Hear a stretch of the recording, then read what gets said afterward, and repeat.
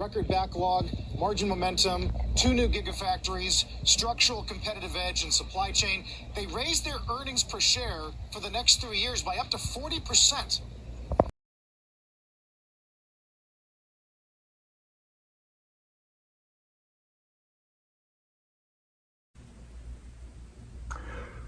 Tesla up nicely on an upgrade by UBS, and UBS is saying that Tesla is actually worth about $1,100 a share right now.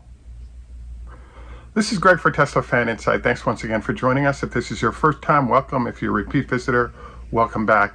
We also want to thank our Patreon supporters. If you enjoy our show and would like help in the thought process or better investing and trading, please join us over on Patreon. We did a good job of anticipating the nightmare drop that we're seeing now, and I think some ideas might be helpful in process as we go forward into the next couple of big weeks for Tesla. I also wanted to note this is a copyrighted broadcast. Any reuse of the material presented is prohibited. At any rate, wanted to note that today is a real interesting day, as you can see. So first, I'd like to review what's going on with UBS and what's going on there.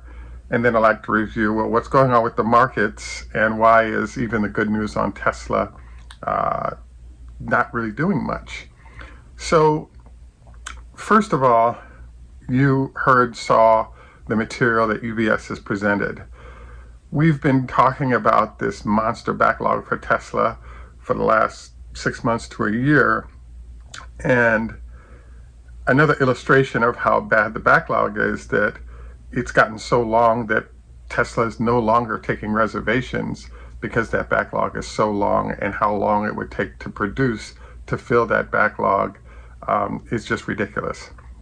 So, there are kind of two metrics that everybody uses to figure out if a company is really a great company. Number one, are you producing a great product, which Tesla is? And number two, what's the customer reaction to that product? And that is that the customers are bananas about the product. Yes, there's competition, but there's so much business to be had that competitive sort of impact is relatively minor. So what I wanted to review here first is congratulations to UBS that they just figured this out and just decided to present on it. It's my belief this is part of the 3-day rule relative to the comments Elon made over the weekend. And so you'll notice that the process for this is that the report that was produced is sent to UBS customers first. And then now that it's Thursday, their investors have had a chance to position themselves relative to this.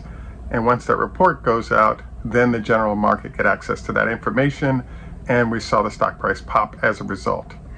Now, the challenge, well, as you can see right now, is that it's great that Tesla is producing at that level, and it's great that everything's working fine.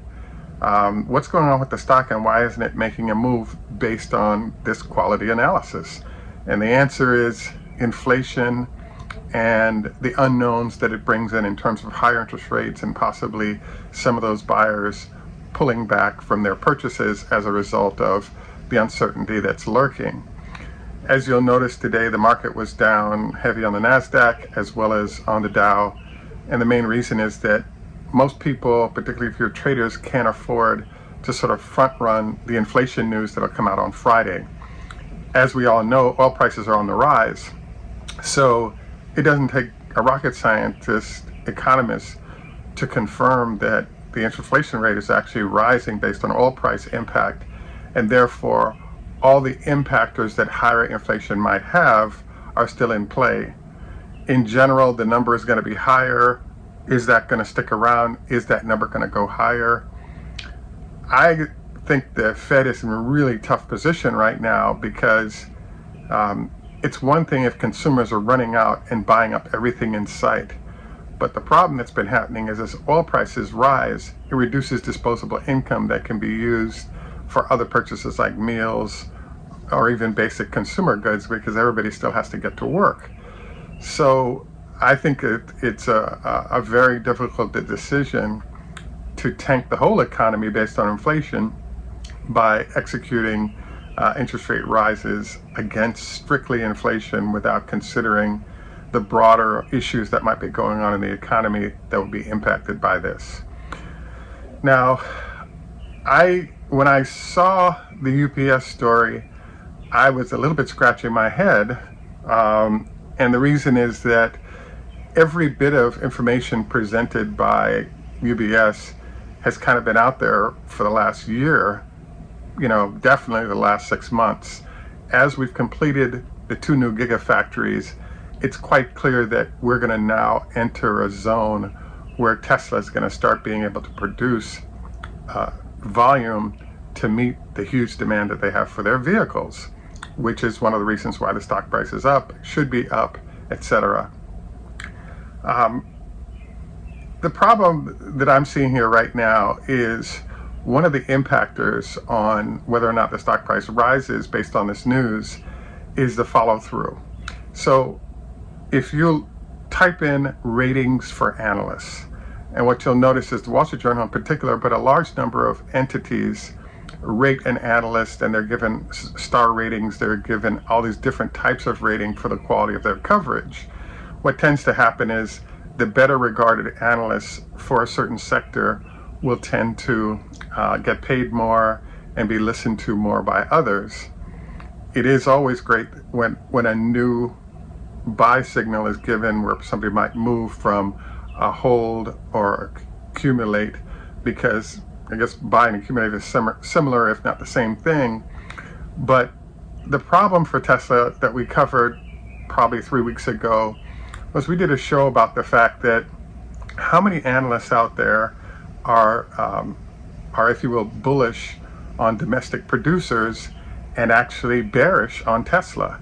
So when we did our last show on this issue, it was like a third, and a third. A third of the people were bullish with $1,500 price targets. A third were kind of in the middle in the hold or, in essence, don't sell. And perhaps 20 or so percent was on the body of that, saying that they were giving us price targets for Tesla in the 180 for Gordon Johnson all the way up to 300 by other analysts, which is in essence a sell of shares at this point.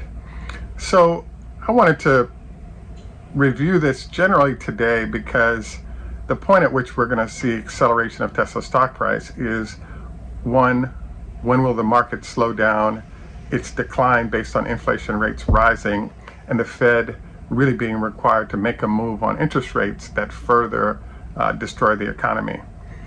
Two, how are competitors doing? I mean, NIO is selling pretty well in China, so that's been somewhat affecting Tesla shares. Number three, what's happening with autos in general. There are shortages everywhere, including at Tesla, in terms of components to complete cars, and therefore we're kind of in this space. So I'd have to say I definitely agree with the high 1100 right now value that he put out. I also have to say that I don't see Tesla getting to that 1100 unless a miracle happens, like the end of the Russian war or something of that ilk.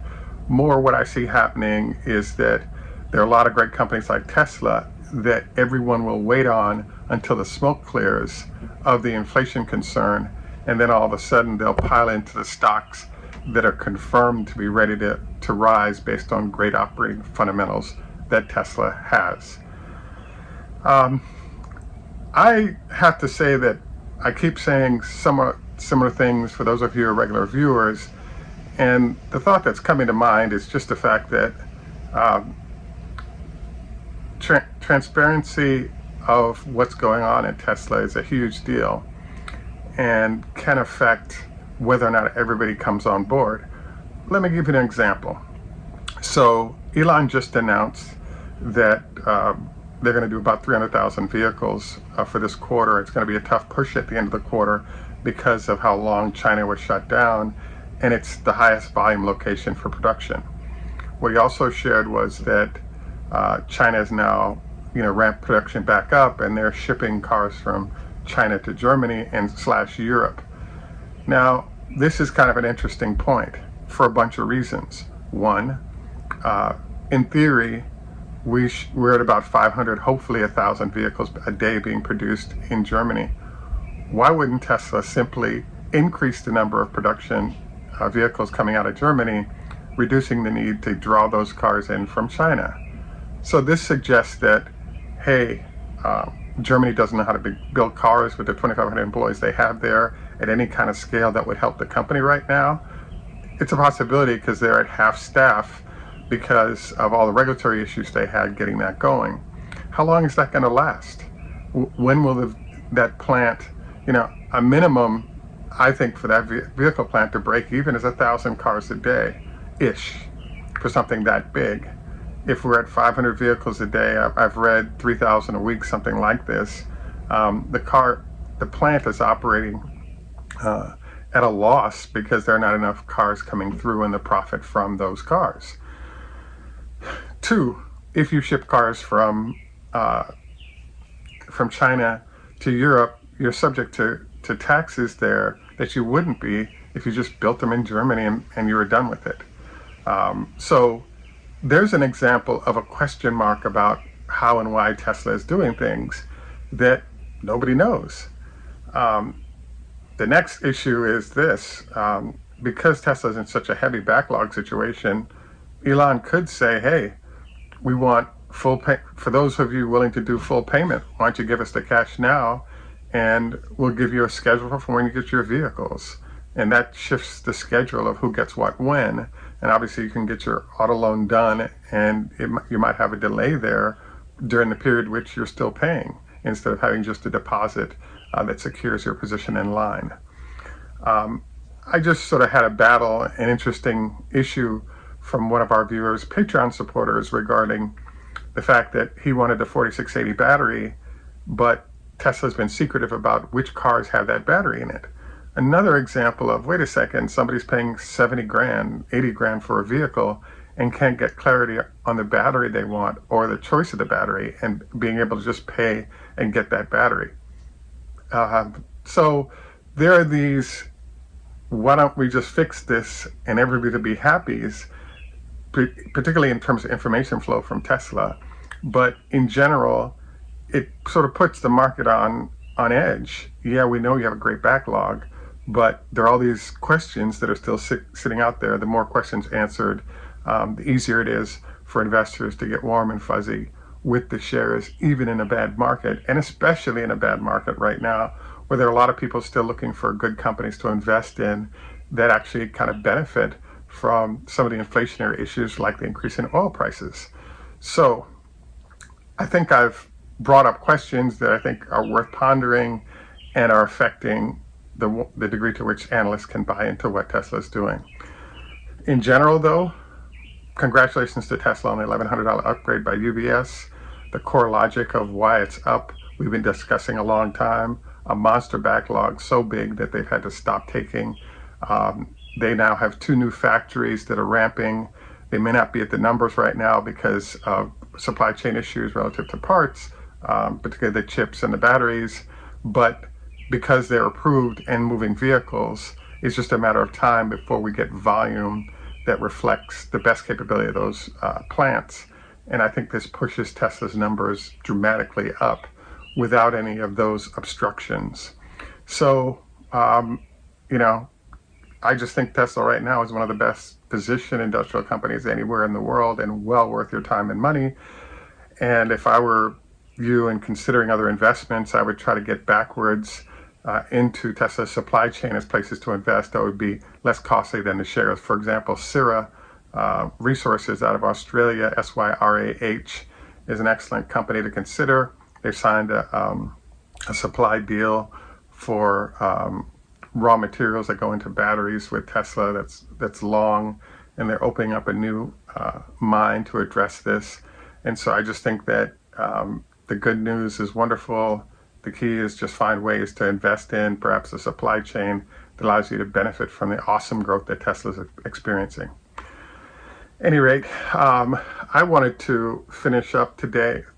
This finishes up our formal comments about Tesla. I wanted to next move to our health tips. I actually just met someone today who is, she just had a knee operation after a ski accident, and the bindings didn't release on one of her skis and jacked up her knee. I reviewed with her the 25 leg lifts a day with a 5-pound weight on, and she confirmed that this is one of the exercises that her physical therapist has recommended as she's in recovery process, and that's our recommendation today. We had a Michigan MD PhD who mentioned that every day you should consider doing 25 leg lifts a day with a 5-pound weight on your ankle as a way to strengthen the quad muscles, limiting the chance you'll need operations on your knee as you age. So something to consider. Anyway, this is Greg for Teslafaninsight. Tschüss, German, au revoir, French, le Heathrow, Hebrew, Hoda, Haifez, Farsi, Tadaj, Russian, Ni Hao Ma, Chinese, Kombawa, Japanese, Hey Do, Swedish. And in Jamaica, we say, Nuff respect, walk good man. Thanks for joining us. Have a great day, and bye for now.